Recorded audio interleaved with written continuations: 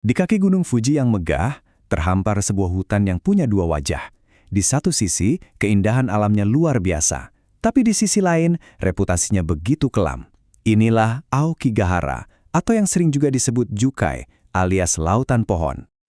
Nah, ini nih pertanyaan besarnya. Gimana ceritanya tempat yang begitu subur dan damai bisa jadi identik dengan keputusasaan manusia? Yuk kita coba kupas tuntas dua sisi dari Aokigahara ini. Oke, kita mulai dari sisi indahnya dulu ya. Jadi Aokigahara ini hutan yang lebat dan luas banget, lebih dari 30 km persegi.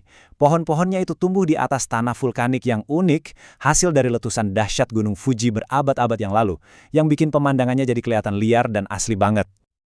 Tapi, di balik semua keindahan itu, ada sisi gelapnya.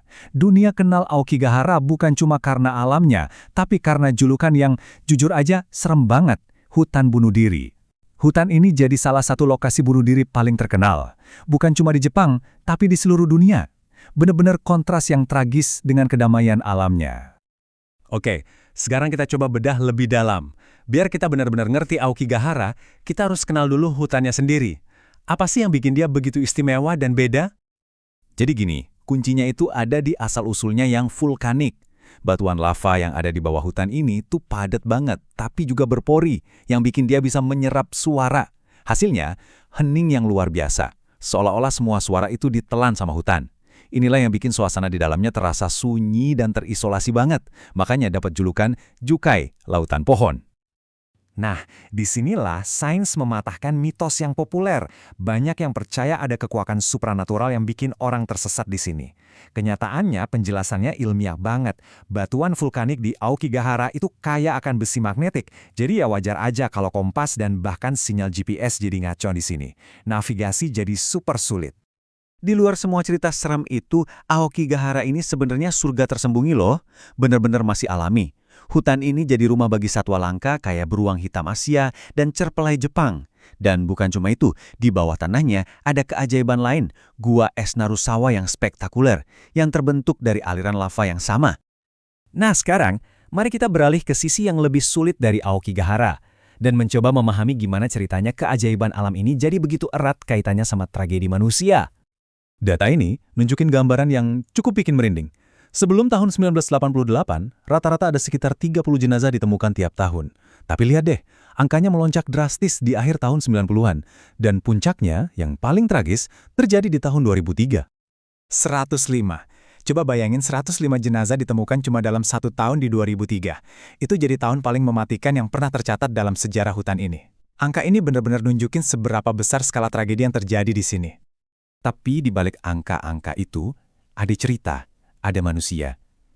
Saya sudah tidak punya keinginan untuk hidup. Ini adalah kata-kata dari Taro, seorang pria yang berhasil selamat dari Aokigahara. Kalimat ini benar-benar menangkap rasa putus asa yang begitu dalam yang membawa orang-orang ke sana. Kisah Taro ini jadi contoh nyata gimana kesulitan ekonomi bisa berujung pada keputusasaan. Setelah kehilangan pekerjaannya, dia kehilangan harapan dan pergi ke Aokigahara. Untungnya, dia ditemukan pingsan oleh tim patroli beberapa hari kemudian. Kisahnya sekaligus menyoroti betapa pentingnya peran para relawan dan petugas di sana. Jadi pertanyaannya balik lagi, kenapa harus hutan ini? Kenapa Aokigahara? Sebagian jawabannya ternyata udah terjalin dalam budaya dan cerita rakyat Jepang sejak lama sekali. Salah satunya itu legenda tentang Yurei. Yurei ini semacam arwah penasaran yang dipercaya gentayangan di Aokigahara. Mitosnya, mereka bisa menyesatkan para pengunjung yang masuk terlalu dalam, yang tentunya nambahin aura angker hutan ini. Ada juga legenda Ubasute yang lebih kelam. Ini adalah cerita tentang praktik kuno di zaman kelaparan, di mana ada keluarga yang konon tega meninggalkan anggota keluarga mereka yang sudah lanjut usia di hutan untuk meninggal. Walaupun ini lebih dianggap legenda, ceritanya bikin hutan ini jadi lekat banget sama citra kematian dan tempat pembuangan. Nah, reputasi ini makin diperkuat lagi oleh budaya pop modern. Sebuah novel dari tahun 1960 karya Seicho Matsumoto, judulnya Kuroi Jukai atau Lautan Pohon Hitam, menceritakan kisah sepasang kekasih yang bunuh diri di hutan ini.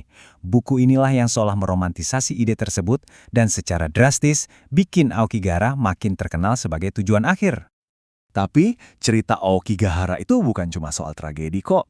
Ini juga cerita tentang intervensi, tentang perjuangan untuk mempertahankan hidup.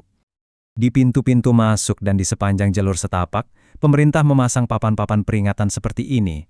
Pesannya itu personal banget, mencoba mengingatkan orang-orang tentang betapa berharganya hidup mereka dan dampak tindakan mereka pada keluarga. Ini adalah upaya untuk memicu pemikiran ulang di saat-saat paling kritis.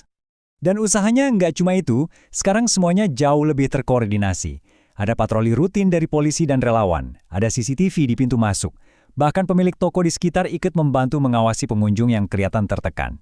Secara nasional, pemerintah juga berhenti mempublikasikan jumlah korban untuk mencegah efek peniruan, dan bahkan sudah membentuk undang-undang penanggulangan bunuh diri. Ini benar-benar perjuangan dari semua lini. Pada akhirnya, Aokigahara tetap menjadi tempat yang penuh dualitas. Semacam medan pertempuran antara keputusasaan dan harapan, antara mitos kelam masa lalu dan upaya untuk masa depan yang lebih cerah. Pertanyaannya pun tetap menggantung. Di tengah keheningan lautan pohon ini, mampukah harapan benar-benar tumbuh dan berakar?